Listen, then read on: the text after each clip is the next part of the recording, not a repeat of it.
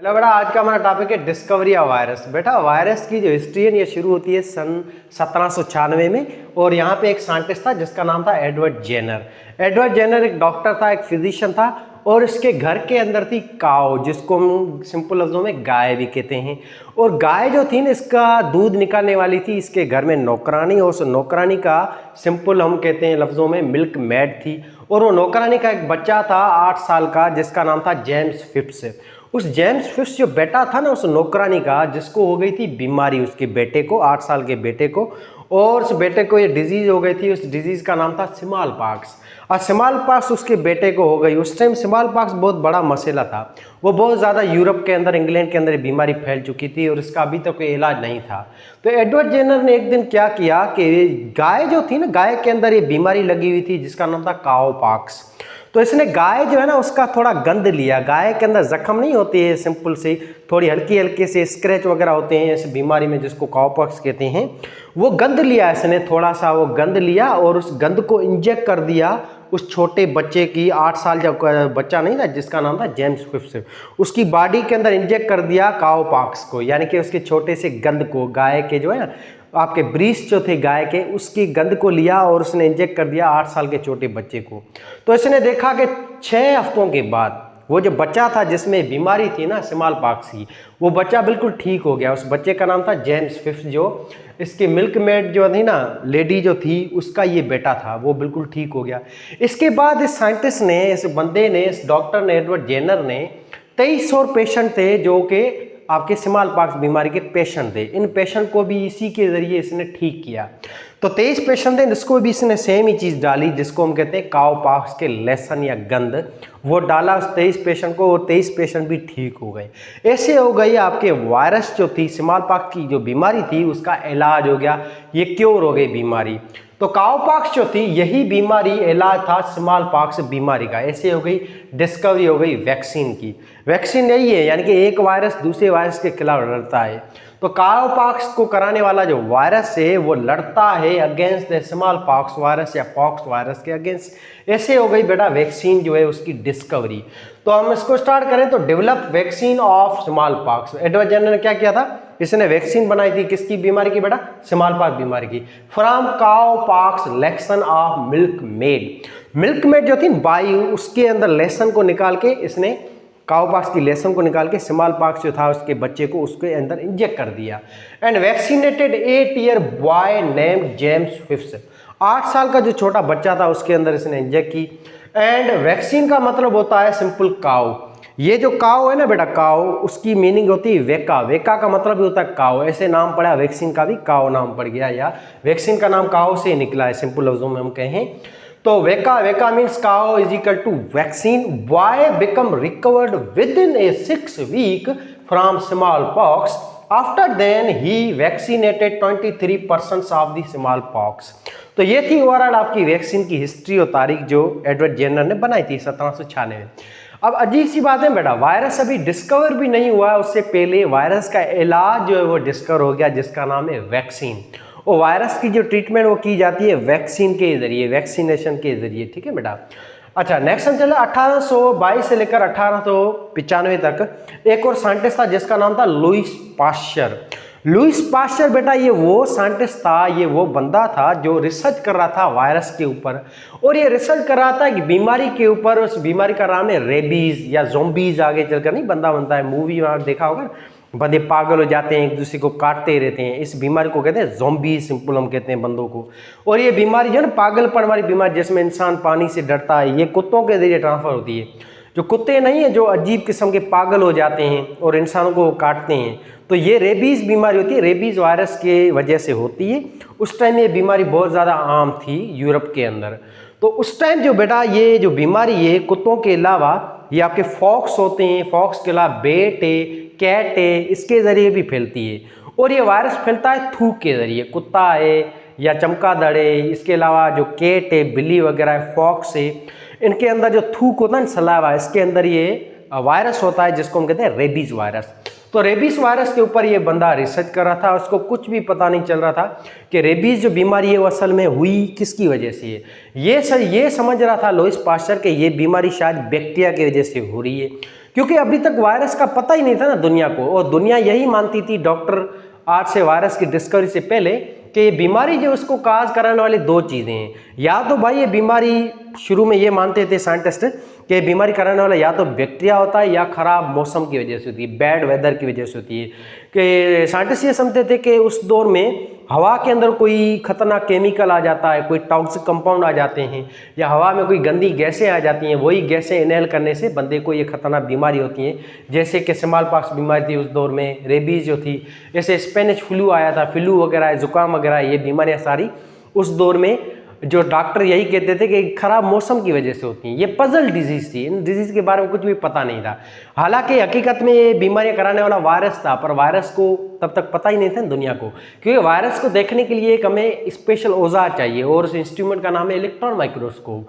वो तब तक तो बनी हुई नहीं थी। इस टाइम वायरस के बारे में कुछ भी दुनिया को कोई पता नहीं था। तो वायरस की डिजीज, वायरस की ट्रीटमेंट, इसके बारे में अभी तक कोई पता नहीं था। पर ट्रीटमेंट तो बन चुकी थी, अभी सही थोड़ा सा उसके बारे में भी पता वगैरह नहीं था कि वायरस असल में होती क्या है।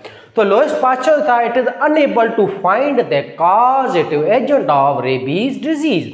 The term vaccination was used by Louis Pasteur against the disease. यही वो बंदा था जिसने नाम दिया था वैक्सीनेशन का, और यही वो साइंटिस्ट था जिसने रेबीज के ऊपर रिसर्च की थी, और इसने रेबीज जो है उसके ऊपर बहुत ढूंढा, इसका रीजन, कॉजेटिव एजेंट, मगर इसको कुछ भी पता नहीं चल सका।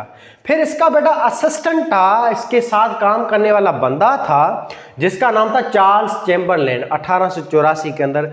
इसने फर्दर इस बंदे की जो काम था ना रेबीज के ऊपर रिसर्च, इसको आगे कंटिन्यू किया था, जिसको आगे हम डिस्कस करते हैं। उसके बाद आया था साल 1876। इस साइंटिस्ट के बाद एक और साइंटिस्ट आया जिसका नाम था Adolf mayor. Adolf mayor scientist जो था ना बेटा, इसने रिसर्च की थी एक प्लांट के ऊपर। उस प्लांट का नाम है टोबैको प्लांट। ये वही पौधा है जिससे सिगरेट की तमाक बनती है। टोबैको जो है ना, सिगरेट जो पीते हैं लोग, उस सिगरेट की जो तमाक बनती है वो इस पौधे से बनती है। इस पौधे का नाम है टोबैको प्लांट। इस टाइम जो है ना, इस तमाक जो है, इस पौधे के अंदर जो है बीमारी थी। इस बीमारी का नाम था टोबैको मोज़ेक डिजीज। और ये बीमारी किसकी वजह से हो रही थी, क्यों हो रही थी, इसका रीजन, इसका कारण, इसका इलाज ढूंढा जा रहा था। और पहले इस टोबैको प्लांट पे रिसर्च करने वाला साइंटिस्ट है, इसका नाम है एडोल्फ मेयर, जिसने रिसर्च की थी इस पौधे के ऊपर सन 1876 के अंदर। तो he research on the tobacco mosaic disease. इसने रिसर्च की थी टोबैको मोज़ेक डिजीज के ऊपर, and he called it as infectious disease. और इसने कहा था कि ये जो बीमारी होती है ना प्लांट के अंदर, जिसका नाम है टोबैको प्लांट, इस बीमारी को हम कहते हैं इन्फेक्शन या बीमारी है ये असल में।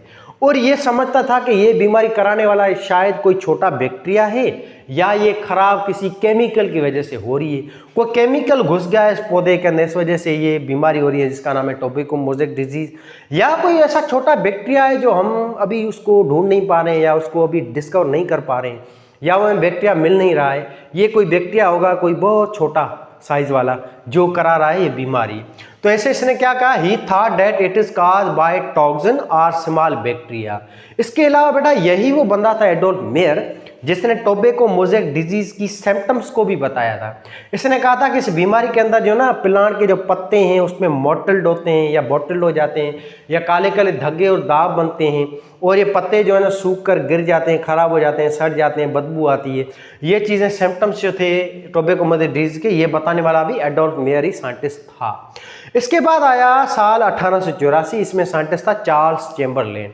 चार्ल्स चैम्बरलेन बेटा ये बंदा था, कुलीग था, असिस्टेंट था किसका, लुईस पास्चर का। चार्ल्स चैम्बरलेन ने बेटा एक स्पेशल चीज़ बनाई। इस स्पेशल चीज़ का नाम था filter paper. Filter paper scientist ने बनाया, और ये फिल्टर पेपर की स्पेशल बात ये थी कि ये छोटा सा पेपर होता है, इसमें सोराख होते हैं छोटे छोटे, और ये जो सोराख होते हैं बेटा इस पेपर के अंदर, सोराखों की साइज होती है 100 से लेकर 1000 नैनोमीटर तक होती है, या इन सोराखों की साइज होती है 0.1 माइक्रोमीटर होती है साइज। और ये सोराख इतने छोटे हैं कि इनसे बैक्टीरिया जो है वो पार नहीं हो सकता, बैक्टीरिया पास इन सोराखों से नहीं हो सकता।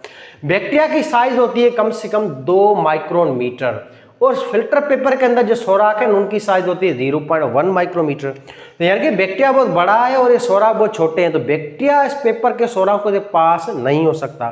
चार्ल्स चैम्बरलेन ने पेपर बनाया, और इस पेपर से इस बंदे ने सलाइवा लिया था कुत्तों का, बैट्स का, डॉग का, जिनके अंदर ये रेबीज वायरस था। तो रेबीज वायरस जो था उस थूक के अंदर, कुत्ते वगैरह के थूक के अंदर, और उस थूक को इसने किया था फिल्टर, उस फिल्टर पेपर से। फिर इसने देखा कि ये थूक तो अब साफ हो गया है, इस थूक के अंदर बैक्टीरिया नहीं होना चाहिए जो रेबीज बीमारी कराता है। फिर ये थूक जब इंजेक्ट किया ना एक नए डॉग्स के अंदर, नए जानवरों के अंदर, तो नए जानवरों के अंदर भी ये बीमारी होगी सेम टू सेम रेबीज की। तो फिर इस बंदे को समझ में आ गया, चार्ल्स चैम्बरलेन को, भाई ये रेबीज जो कराने वाला एक एजेंट है जो जरासीम है ना, ये इतना छोटा है कि ये फिल्टर पेपर से भी पार हो जाता है, और ये जो है चीज ये बैक्टीरिया से भी छोटी है। और इसने कहा था इस चीज को फिल्टरेबल एजेंट या फिल्टरेबल ऑर्गेनिज्म या फिल्टरेबल बैक्टीरिया, माना स्मॉल कोई बैक्टीरिया या बैक्टीरिया से भी कोई छोटी चीज है जो फिल्टर पेपर से पार हो जाती है। इतना ये खतरनाक है, वायरस पेपर से भी पार हो जाता है। अब वायरस है ना बेटा, उसकी साइज होती है 20 नैनोमीटर, 100 नैनोमीटर। तो आप देखें इस पेपर की जो सोराखों की साइज होती है वो 1000 नैनोमीटर तक होती है। तो वायरस जो है वो बहुत छोटा है, इस सोराखों से भी छोटा होता है। तो मजे से इस फिल्टर पेपर के सोराखों से वायरस पार हो जाता है। बड़े से बड़ा जो वायरस है उसकी साइज होती है 350 नैनोमीटर। छोटे से छोटा वायरस है उसकी साइज होती है 20 नैनोमीटर। और सोराखों की साइज 1000 नैनोमीटर है, यानी कि सोराख साइज में बड़े हैं, वायरस साइज में बहुत छोटा है। तो वायरस मजे से इस पेपर के सोराखों से पार हो जाता है, बैक्टीरिया पार नहीं हो सकता। तो इसने क्या किया था, पास्चर कलीग था, ये made filter paper and he made a filter paper है। फिल्टर पेपर की पोर की साइज थी 0.1 micrometer, 100 to 1000 nanometer, and he filter saliva of rabies and he can pass from the filter paper. तो इसने देखा कि रेबीज के जो चीजें थे, जो एजेंट थे, जो जरासीम थे, वो पेपर से भी पार हो जाते हैं।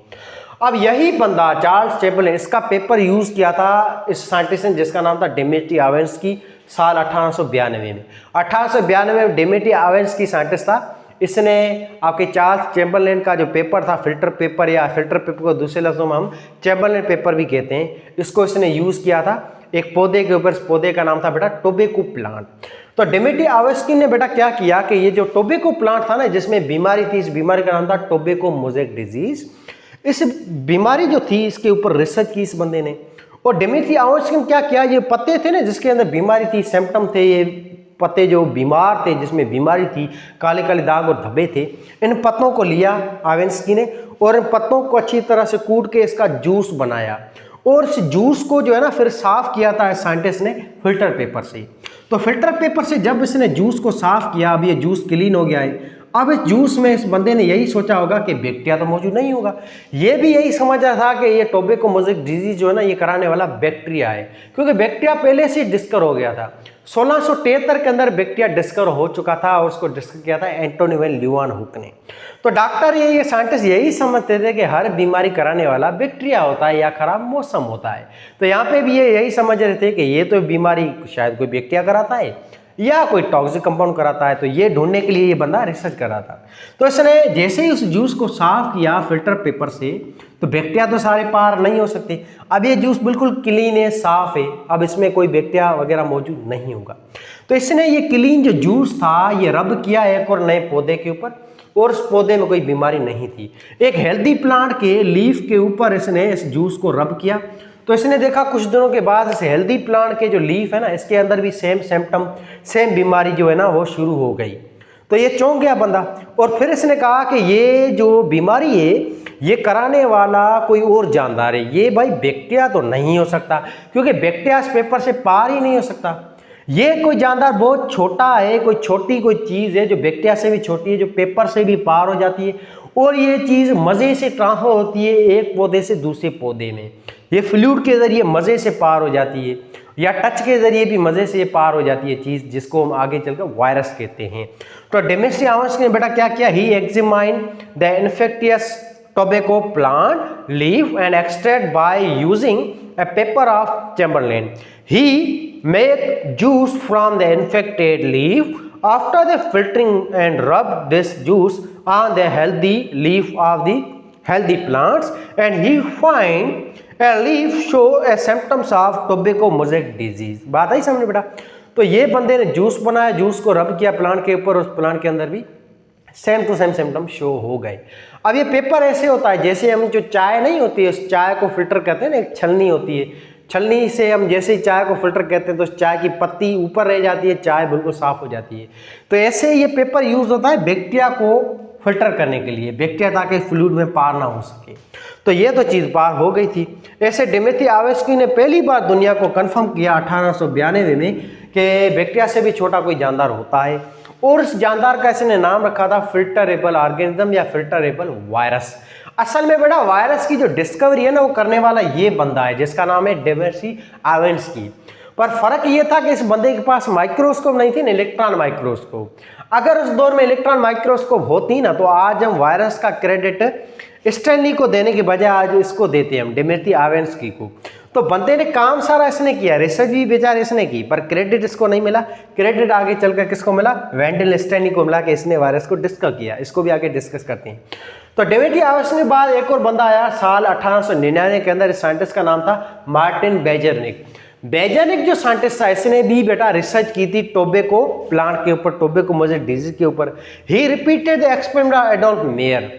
ये भी बेटा उसी कॉलेज में, उसी इंस्टीट्यूट में टीचर था माइक्रोबायोलॉजी का, जहां पे काम करता था आपका एडोल्फ मेयर। एडोल्फ मेयर पहला साइंटिस्ट है, साल 1876 में इसने रिसर्च की थी टोबैको प्लांट पे। तो इसी के एक्सपेरिमेंट को री एक्सपेरिमेंट किया था, रीशेड्यूल किया था साल 1899 मार्टिन बेजरनिक ने। इसने भी सेम प्लांट के ऊपर रिसर्च की, और इसने भी देखा भाई ये चीज़ कराने वाला कोई और जानदार है, बैक्टीरिया नहीं है। कोई टॉक्सिक कंपाउंड है या कोई छोटा जानदार है जो बैक्टीरिया से भी छोटा है, या शायद हो सकता है कोई छोटे बैक्टीरिया दुनिया में आ गए हो जो ये बीमारी करा रहे हैं। और इनको इसने नाम दिया था फिल्टरेबल एजेंट या फिल्टरेबल ऑर्गेनिज्म। और इस बेजरनिक ने कहा था कि ये जो वायरस है, ये जो छोटी चीज है, जो छोटा सा पार्टिकल है ना, ये आराम से पास हो सकता है एक प्लांट से दूसरे प्लांट में, या एक जानदार से दूसरे जानदार में, बाय टच या बाय सलेवा या बाय फ्लूइड। तो फ्लूइड के जरिए ये चीज पास हो सकती है, और इसको बताने वाला ये मार्टिन बेजरनिक है। तो इसने क्या कहा था? He repeated the experiment of Adolf Mayer. He observed a agent multiply in the cells of the tobacco plant. He called it contagium vivarium fluidium, यानी कि कंटाजिनेटेड फ्लूइड, यानी कि फ्लूइड के अंदर कोई ऐसी चीजें होती हैं जो पार होती हैं एक प्लांट से दूसरे प्लांट में। इस वजह से बीमारी फैल रही है फ्लूइड के जरिए, जूस के जरिए, एक पौधे से दूसरे पौधे में। Means soluble living germs or contagious living fluid called it filterable agent या filterable virus। तो फिल्टरेबल वायरस जो था ना, ये नाम रखने वाला पहला बेजरनिक साइंटिस्ट थे। और इसने ही कहा था कि ये वायरस जो है, ये चीज़ आराम से एक पौधे से दूसरे पौधे को भी लग सकती है, किसी फ्लूइड के जरिए, थूक के जरिए, पानी के जरिए, जूस के जरिए। ठीक है बेटा। He investigated the cause of tobacco mosaic virus और टोबैको मोजेक डिजीज। इसने इन्वेस्टिगेशन टोबैको मोजेक डिजीज के ऊपर रिसर्च की थी। Beijerinck said that virus were liquid in nature can pass by liquid. Clear है बात है। तो ये सब हम पढ़ चुके हैं बेजरनिक के बारे में। बेजरनिक के बाद साइंटिस्ट आया 1915 के अंदर, एक और बंदा था जिसका नाम था टेवॉट। टेवॉट जो था ना बेटा, ये रिसर्च कर रहा था बैक्टीरिया के ऊपर, बैक्टीरिया की कॉलोनीज के ऊपर। ई कोलाई बैक्टीरिया, उसकी एक कॉलोनी बना रहा था। और इस बंदे ने एक चीज डिस्कवर की कि भाई ये बैक्टीरिया तो मैं ग्रो करा रहा हूँ, पर कुछ दिनों के बाद ये बैक्टीरिया खत्म हो रहे हैं। इन बैक्टीरिया को ऐसी क्या चीज है जो इसको खा रही है, ये बैक्टीरिया खत्म कैसे हो रहे हैं? तो इसने कहा कि बैक्टीरिया की कॉलोनी है, उसमें लाइसिस हो रहा है। लाइसिस माना है बैक्टीरिया की कॉलोनी धीरे धीरे मर रही है, खत्म होती जा रही है। इसके पीछे कारण क्या है? तो इसने कहा कि शायद कोई ऐसी चीज है जो इस बैक्टीरिया को खा रही है। ये चीज शायद बैक्टीरिया से भी छोटी है, जो बैक्टीरिया को भी नहीं छोड़ी है, बैक्टीरिया के ऊपर भी अटैक कर रही है। तो 1915 में टेवॉट साइंटिस्ट था जिसने ऑब्जर्व किया कि bacterial colony goes lysis, bacteria colony धीरे धीरे मर रही है। That lysis transfer from one colony to another colony and heating filtrate destroy lytic property. तो इसने देखा कि ये जो स्पेशल प्रॉपर्टी लाइटिक, जो आपकी कॉलोनी को मारता है, बैक्टीरिया जो मर रहा है, वायरस मारता है, तो ये सारी जो कॉलोनी की प्रॉपर्टी है, जो आपकी कॉलोनियाँ मर रही हैं, ये दूसरी कॉलोनी के अंदर भी ऐसी चीज़ें शो हो रही हैं। ये जो कॉलोनी बना था ना, सब कॉलोनी के अंदर ये चीज़ फैल रही थी, लाइटिक प्रॉपर्टी या उनकी मरने वाली जो चीज़ है, प्रोसेस है। तो इसने क्या किया कि उस फ्लूइड को, उस कॉलोनी को जब हीटअप किया, फिर वो कॉलोनी जिंदा रह गई। यानी कि जब हीट करने के बाद ये जानदार मर जाता है, और जानदार का नाम था एक्चुअली वायरस। और उस वायरस को हम आखिर में बुलाते हैं बैक्टीरियोफेज वायरस। तो वायरस देखो बेटा, एनिमल के अंदर भी बीमारी करा रहा है, माना कि वायरस जूफेज भी है, माना कि एनिमल के अंदर बीमारी कराता है। प्लांट को भी वायरस बीमारी कराता है, जिसको हम कहते हैं फाइटोफेज वायरस, यानी कि प्लांट को बीमारी कराने वाले। तीसरा टाइप होता है वायरस का, जिसको हम कहते हैं बैक्टीरियोफेज वायरस, यानी कि बैक्टीरिया को भी नहीं छोड़ता है वायरस, बैक्टीरिया को भी वायरस खाता है। इसके बाद आया एक और साइंटिस्ट 1617 के अंदर, इसका नाम था हैरल्ड।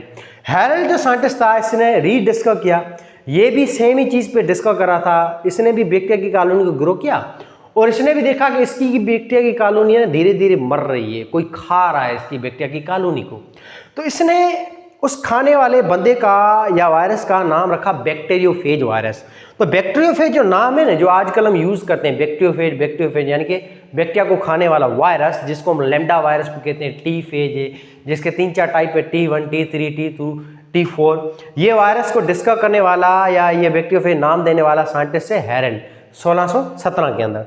तो 1617 में हैरल्ड साइंटिस्ट है जिसने क्या किया, rediscover the same phenomena who was discovered by Twort, and he used the word bacteriophage for this pathogen, for this agent। अच्छा, इसके बाद आया साल 1933 में, ये बहुत स्पेशल साल था। इसमें एक इंजीनियर था, इस इंजीनियर का बेटा नाम था अर्नियस रस्का। तो अर्नियस रस्का तो था, इसने बनाई थी इलेक्ट्रॉन माइक्रोस्कोप को। इलेक्ट्रॉन माइक्रोस्कोप की इसने सिंपल हम कहते हैं पैराग्राफ बनाया था, खाका बनाया था, डिजाइन बनाई थी और इसने आगे चलकर 1933 में इलेक्ट्रॉन माइक्रोस्कोप बना दिया। फाइनली इलेक्ट्रॉन माइक्रोस्कोप दुनिया में बन गई फाइनली। और अपने बुक्स में जो लिखा हुआ है कि इलेक्ट्रॉन माइक्रोस्कोप बनी थी 1935 के अंदर। तो आपको साल याद करना है 1935 में इलेक्ट्रॉन माइक्रोस्कोप बिल्कुल बनी थी 1935 में, पर उसकी जो डिज़ाइन जो है ना वो बनी थी 1933 में। और उसकी डिज़ाइन को बनाने वाला, इलेक्ट्रॉन माइक्रोस्कोप को बनाने वाला या इलेक्ट्रॉन माइक्रोस्कोप बनाने का क्रेडिट जो जाता है वो उस इंजीनियर को जाता है जिसका नाम है अर्नियस रस्का। तो इलेक्ट्रॉन माइक्रोस्कोप बन गई।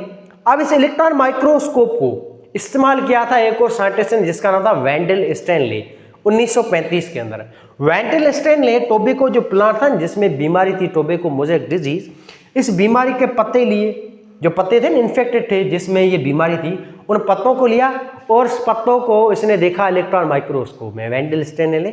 तो इसको नजर आ गया एक वायरस।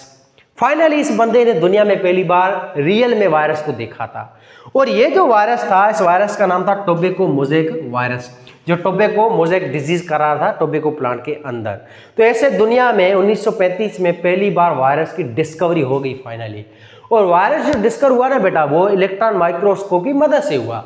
और वायरस को एक्चुअली पहली बार देखने वाला साइंटिस्ट है, इसका नाम है वेंडल स्टैनली।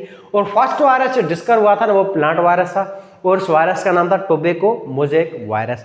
और टोबैको मोज़ेक जो वायरस है ना, ये बेटा राड शेप वायरस होता है, ऐसे राड की तरह होता है और उसके अंदर जेनेटिक मटेरियल होता है बेटा, इसका नाम है RNA। और इसके बाहर होती है प्रोटीन की कवरिंग जिसको हम कैप्सिड कहते हैं, और जो बनी हुई है छोटे छोटे मॉलिक्यूल्स की या सब यूनिट्स की जिसको हम कैप्सोमर कहते हैं। तो ऐसे हो गई डिस्कवरी इस वायरस की। असल में वेंडल स्टैनली ने कुछ भी नहीं किया था, इसको जब इलेक्ट्रॉन माइक्रोस्कोप मिल गई और उसने पत्ता लिया, पत्ते को देखा और उसको वायरस नजर आ गया। पर हकीकत में वायरस जो है उसकी डिस्कवरी का क्रेडिट बेटा जाता है इस बंदे को जिसका नाम है डेवेंथी आइवेंस की। इसके बाद माइक्रोस्कोप नहीं थी, अगर माइक्रोस्कोप होती ना इलेक्ट्रॉन माइक्रोस्कोप तो डिस्कवरी ये कर लेता वायरस 1892 में डिस्कवर हो जाता। पर बहरहाल डिस्कवरी का क्रेडिट इसको जाता है जिसका नाम है वेंडल स्टैनली, जिसने रियल में वायरस को देखा था। अच्छा, 1935 के बाद साल आता है 1955। ये थोड़ा हम डिस्कस करते हैं। 1955 में एक और साइंटिस्ट था बेटा जिसका नाम था रोज़लैंड फ्रैंकलिन। रोज़लैंड फ्रैंकलिन ये एक साइंटिस्ट था बेटा जिसने डिस्कवर किया था वायरस की स्ट्रक्चर को। वायरस की जो शक्ल है, वायरस की जो स्ट्रक्चर होती है ना, हेलिकल, स्फेरिकल, ओवल शेप, ये चीज़ें सारा बताने वाला कौन है? रोज़लैंड फ्रैंकलिन है। और ये जो टोबैको मोज़ेक वायरस था, इसके अंदर भाई बाहर कैप्सूड होता है प्रोटीन का बना हुआ, अंदर जेनेटिक मटेरियल RNA होता है, ये भी बताने वाला हमें कौन है? ये रोज़लैंड फ्रैंकलिन था जिसने इलेक्ट्रॉन माइक्रोस्कोप की मदद से आपके टोबैको मोज़ेक वायरस के ऊपर फर्दर रिसर्च की थी। तो ये थी आपकी ओवरऑल हिस्ट्री जिसको हम थोड़ा सा समराइज भी करते हैं बेटा, ओवरव्यू करते हैं। तो 1704 में एडवर्ड जेनर साइंटिस्ट था जिसने वैक्सीन बनाई थी और ये वैक्सीन अचानक से बन गई थी। काउपॉक्स बीमारी थी, उसके लेसन को इसने इंजेक्ट किया 8 साल के बच्चे पे और इस बच्चे का नाम था फिलिप्स। इस बच्चे को ये बीमारी थी, स्मॉल पॉक्स थी, उसने इंजेक्ट किया काउपॉक्स को और ऐसे ये बच्चा ठीक हो गया और ऐसे ये डिस्कवरी होगी वायरस के इलाज की जिसको हम कहते हैं वैक्सीन। तो वैक्सीन डिस्कवर हो गई थी 1796 के अंदर एडवर्ड जेनर ने की थी। इसके बाद साल आया 1822 से लेकर 1895, इसके साइंटिस्ट था लुईस पास्चर। पास्चर ने रेबीज के ऊपर काम किया। इसने कहा था कि रेबीज कराने वाला कोई और जानदार है, हो सकता है ये छोटा बैक्टीरिया है या बैक्टीरिया से मिला कोई और जानदार हो सकता है। इसके बाद आया साल 1874 में, जिसमें साइंटिस्ट आया था एडोल्फ मेयर। इसने टोबैको मोज़ेक डिजीज के ऊपर काम किया था, रिसर्च की थी। इसने बताया था टोबैको मोज़ेक डिजीज के बारे में और उसके सिम्टम के बारे में। फिर आया साल 1884, इसमें चार्ल्स चैम्बरलेन साइंटिस्ट था जो कि इसका असर्शन था। इसने फिल्टर पेपर बनाया और फिल्टर पेपर से इसने रेबीज जो था उसके फ्लूइड जो था, उसका थूक जो था, उसको इसने फिल्टर किया था, साफ किया था। फिर भी इसने देखा कि ये फ्लूइड जो है ना उसमें रेबीज फिर भी हो रही है, दूसरे बंदों को या दूसरे डॉग्स वगैरह को दी तो उसके अंदर भी बीमारी फैल रही थी। तो इसने कंफर्म कर दिया भाई हाँ वायरस नाम की कोई चीज़ है, कोई बैक्टीरिया से भी छोटा कोई जानदार है जो बीमारी करवा रहा है आजकल, ये रेबीज वगैरह या टोबैको मोज़ेक डिजीज है। देन आता है साल 1892, इसमें था साइंटिस्ट डिमित्री आवेंस्की। इस आवेंस्की ने बेटा डिस्कवर किया कि वाकई ये चीज़ फिल्टर पेपर से पार हो जाती है और उस चीज़ का नाम था वायरस। और इसने फिल्टर पेपर जो है पेपर के जरिए जूस बनाया था और जूस को पार किया था, फिल्टर किया था और जूस दिया था इस पौधे को हेल्दी पौधे को, उसके अंदर भी ये बीमारी हो गई। ऐसे डिमित्री आवेंस्की ने डिस्कवर की फिल्टरेबल ऑर्गेनिज्म को। फिर आया साल 1899, जिसमें साइंटिस्ट था मार्टिनस बेजानिक ने भी फ्लूइड मोज़ेक मॉडल जो था आपका ये टोबैको प्लांट जो था उसके ऊपर फ्लूइड के जरिए इसने चीज़ डिस्कवर की थी कि ये चीज़ फ्लूइड के जरिए ट्रांसफर होती है एक प्लांट से दूसरे प्लांट के अंदर। तो इसने कहा था कंटिन्यूस ये फ्लूइड होता है, इस फ्लूइड में कोई जहर होता है या कोई जरासीम होते हैं या कोई छोटा जानदार होता है जो आराम से एक प्लांट से दूसरे प्लांट में पार हो जाता है। और बेजानिक को हम कहते हैं बेटा फादर ऑफ वायरोलॉजी। वायरोलॉजी जो हम स्टडी ऑफ वायरस कहते हैं उसका फादर ये है, इसने ज़्यादातर रिसर्च की थी इस प्लांट के ऊपर। अच्छा, इसके अलावा साल आया 1915, इसमें साइंटिस्ट था टवार्ट ने ये बताया था कि ये बैक्टीरियोफेज नाम का कोई चीज़ होती है या छोटा सा कोई जानदार होता है जो बैक्टीरिया को खाता है। फिर आया साल बेटा 1917, जिसमें हेरल्ड था साइंटिस्ट। इसने भी बैक्टीरिया के ऊपर रिसर्च कर रहा था। इसने देखा कि बैक्टीरिया को कोई खा रहा है और उस चीज़ का नाम रखा इसने बैक्टीरियोफेज, यानी कि बैक्टीरिया को खाने वाला वायरस या बैक्टीरिया को खाने वाला बैक्टीरिया ईटर। फिर 1933 में इलेक्ट्रॉन माइक्रोस्कोप बनी और उस माइक्रोस्कोप को लेके 1935 में वेंटल स्टेन्यू फाइनली वायरस को डिस्कवर कर लिया। तो ये थी ओवरऑल आपकी हिस्ट्री, जिसको हम हर बुक की अच्छी तरह से पढ़ चुके हैं। बाकी कोई ना आए ये समझ में तो कमेंट में पूछ लीजिएगा और ये आपका स्क्रीनशॉट भी आप ले लें आखिर में।